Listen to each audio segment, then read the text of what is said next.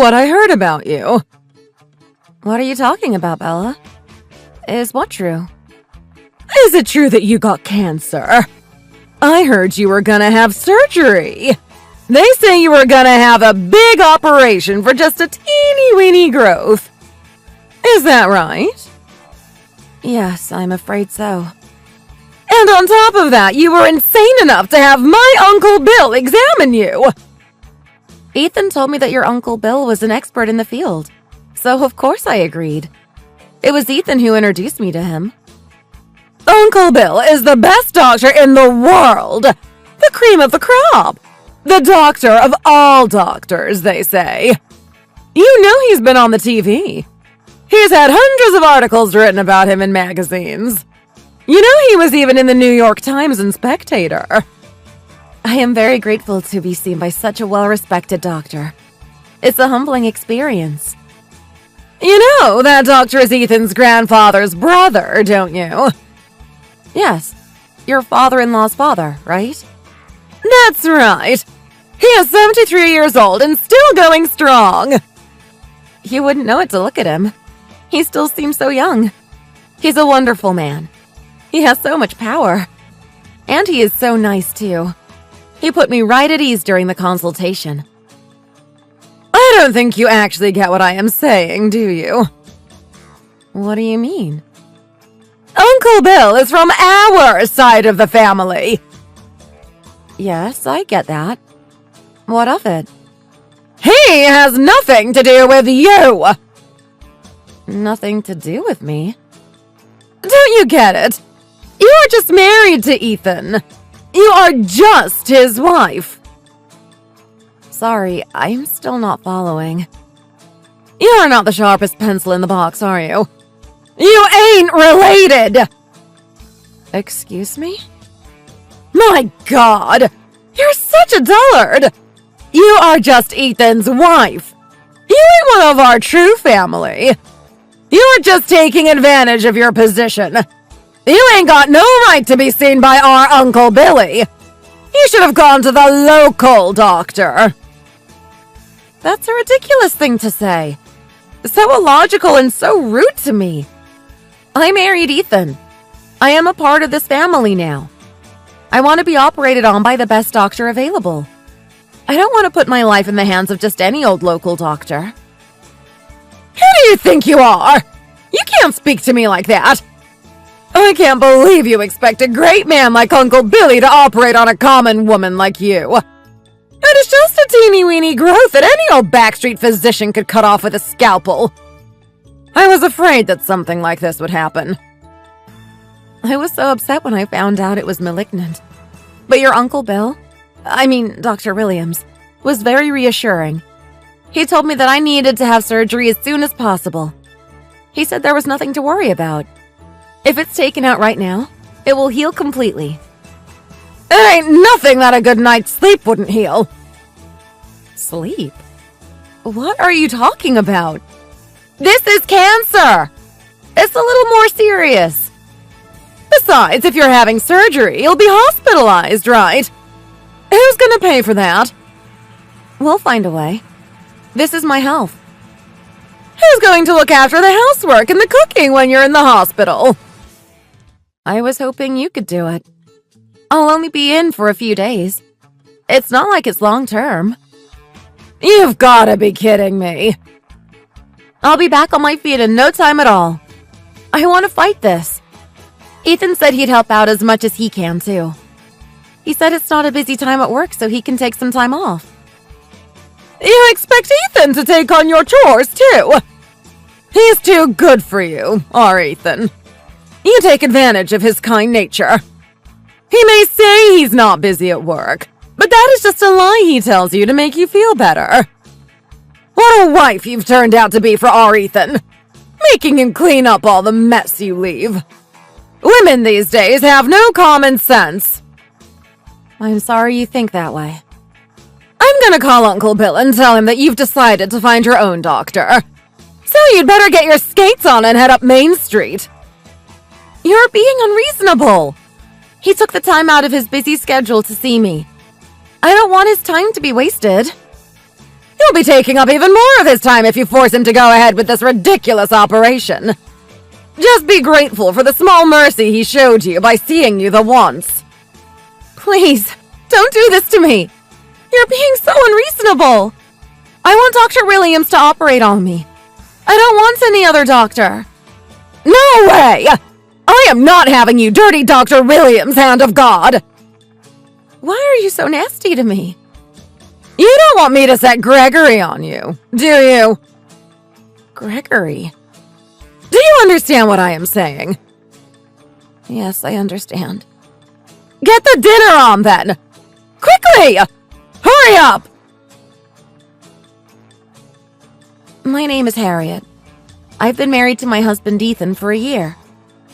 I found out that I had cancer at the young and tender age of 27. Fortunately, it was discovered in the early stages. It had not had a chance to metastasize and spread to other parts of my body. But it seems to be in a somewhat difficult place to operate on, and I'm told that the surgery requires a lot of skill. Dr. Williams has a lot of experience in this kind of surgery, and he tells me that he can easily treat me. My husband and I were relieved when he agreed to carry out the surgery. I did not expect my wicked mother-in-law to be so dead set against it. And that makes it all the more difficult because Ethan and I are living with her in the family home at her insistence. She was nice to me at first, but once I moved in, the next thing I knew, she was making me do all the housework and cooking. She treated me no better than a slave. I guess that was the point of her having us move in.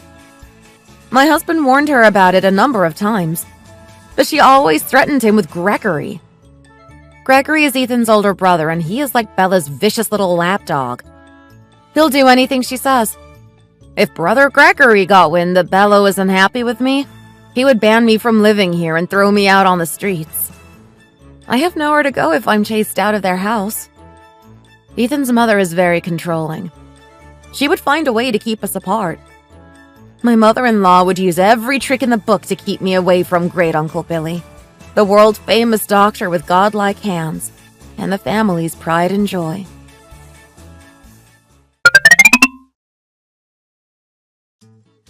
How kind of your mother-in-law to run a nice hot bath for you. What a sweet lady I am. You told me to get in right away, so I did. I almost burned the skin off my feet, it was so hot. I was only thinking of you when I run it at that temperature. It was 140 degrees! That is not a safe temperature for a human being to bathe in. What a load of rubbish. I saw on TV that cancer cells can be eliminated at high temperatures. I thought I was doing you a favor. You're talking about hypothermia treatment, right? They use thin needle probes to pinpoint the tumor and destroy the cancerous cells with heat. Needle-thin probes, not hot baths, Bella. You never hear about those comedians on that TV show Too Hot to Handle getting cancer. There was one last week when the temperature went up to 200 degrees. That's TV! It's a game show! It's not real! There was no human on this earth who could stand that kind of temperature. So you couldn't take a bath? No, I couldn't. What a waste of my benevolent deed! My feet are still red, raw, and stinging from the heat. Oh yes, I just remembered I have an acquaintance who is a famous psychic medium. Really? It's probably just a bad spirit that you are a host to. You need to have it removed. Then you'll be cured. I'm not sure I believe in that kind of thing. In that case, what about waterfall treatment? Yes, try the ocean or a waterfall. I heard that there was a study that proved that 10 minutes of listening to the sounds of splashing water can do wonders for curing cancer. With all due respect, Bella, I would rather go to the hospital to have surgery. I'm not really convinced by those other kinds of treatment. If you go to the hospital, there is no way you will ever be able to come back to this house again. Why? I heard you are having an affair. I'm going to tell Ethan. That's a ridiculous suggestion. I'm not having an affair. The other day, I saw you at the door leaning against the mailman. What mailman? I have a picture of it. I took it with my phone. The mailman. I remember that. I just stumbled on the step and he took my arm for support. Yes, I know. Women who cheat on their husbands always have a good excuse. Ethan is already worried sick about my illness. Please don't say anything unnecessary. It will only make him more anxious. Then you had best get yourself to the nearest waterfall to get purified then, hadn't you? You have such an unreasonable attitude. Everything will be fine if you just listen to what I say. Get on and do your chores and get enough sleep. Cancer comes from being spoiled. You can't say I'm spoiled. I said it! Now shut up and do the chores!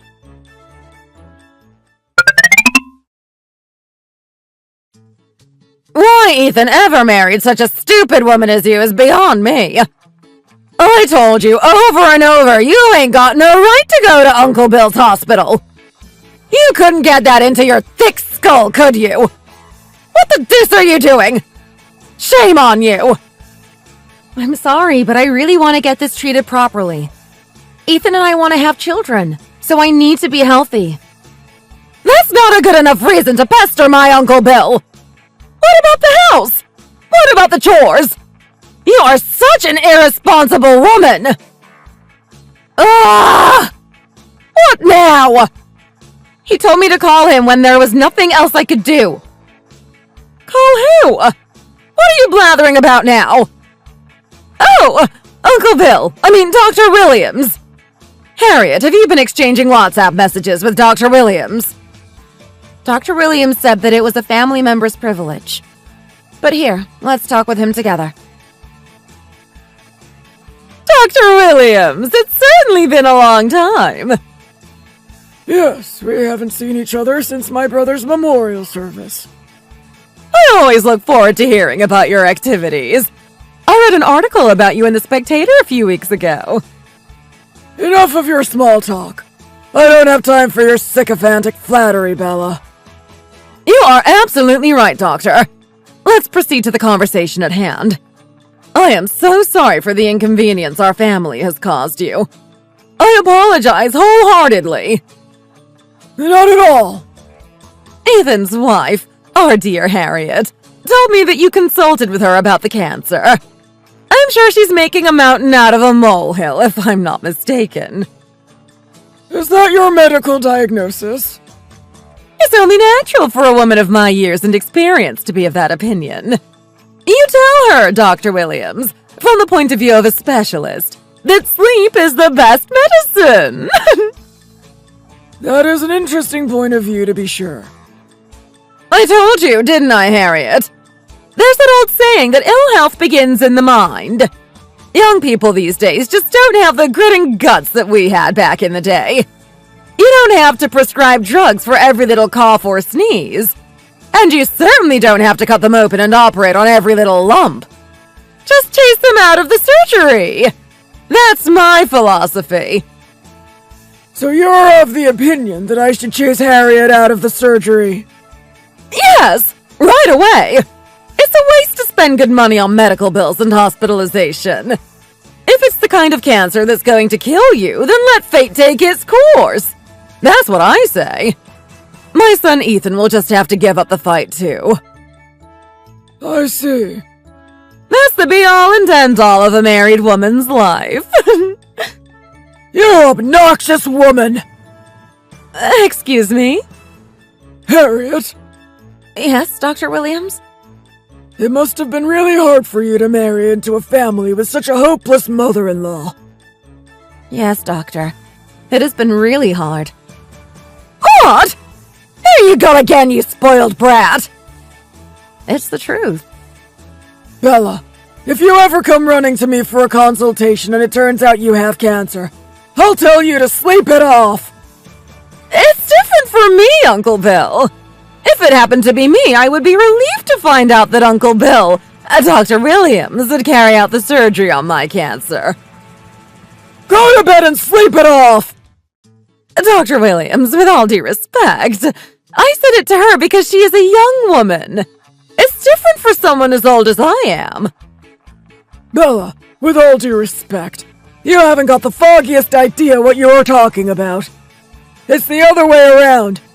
Cancer progresses faster when you are young. If you don't treat it properly, it can be fatal.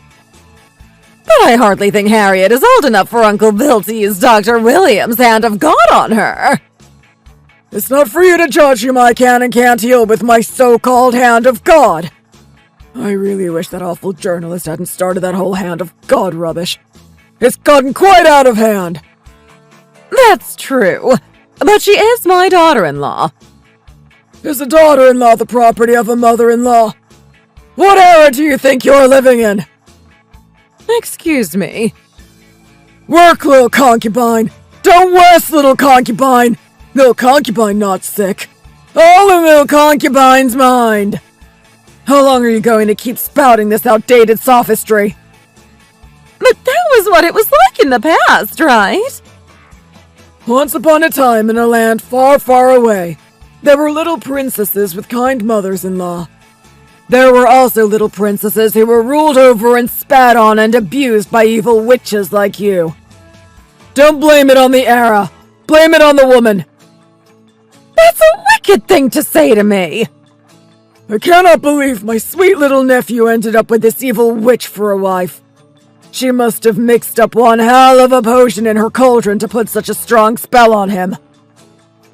Uncle Bill, stop it! You can't speak like this about me! According to your equivocation, a wife is an outsider, so she has nothing to do with you. I'm not sure I put it quite like that. That's exactly what you meant. Case in point, you are also a wife, which means you are an outsider too. Therefore, the logical conclusion is that you have nothing to do with me. Don't you go using that awful logic on me, Uncle Bill! Bella, whatever illness you may be inflicted by in the future, I would like you not to depend on me. Please don't say that! I am a physician. My work is my life's mission. It's my pride. I don't have time to waste on pointless conversations like this with people who don't respect human life. I understand. I will let Harriet have the surgery. I don't need your permission. As long as both Harriet and Ethan agree, then we can go ahead with the surgery. It's a simple matter. It's none of your business. Stay out of it! Uncle Bill, could we talk privately? No, Bella. I am not interested. I will let the family know that in the future, I will not show up at any functions that you are involved in. If you tell them that, I'll be castigated! It's your own fault! You will deserve everything that you have coming to you. Look at what you've done, Harriet! It's all your fault! Say something! Serves you right! Well said! You have to get these things off your chest. Keeping it inside is bad for your health. Thank you for helping me, Dr. Williams. Just by reading this exchange between you and Bella, I feel lighter. It's like I'm finally in control of my own life again. I feel so much better. It's nice to know that we could get rid of the source of your stress before the surgery. Uncle Bill, my phone won't stop ringing with calls from angry relatives. This is all you're doing! Ugh, I forgot to mention. I've been on the phone with everyone to let them know what's been going on. I told them I wouldn't show my face anywhere that you were present. They said they always look forward to seeing Uncle Bill and they blamed me for upsetting him. They told me to leave. They said I was poison to this family. They say they are banning me from everything. You loathsome man. If you're kind to people, the warmth of that kindness comes back to you. If you are hard on people, you have to be prepared for what you'll get thrown back at you. I can't believe you've lived this long and still don't understand this one simple thing. I think I know that now. Harriet, your examination is tomorrow morning. Let's get you ready for the surgery. Thank you, Dr. Williams. And when you are better, would you and Ethan join me for a slap-up meal? We'd be delighted. It'll be my treat. Let's look forward to that. My life is in your hands, Dr. Williams. Don't worry about a thing, Harriet. My hands are the so-called hands of God. Would I perchance be invited to this slap-up meal, Uncle Bill? Are you still here, Bella? Be off with you!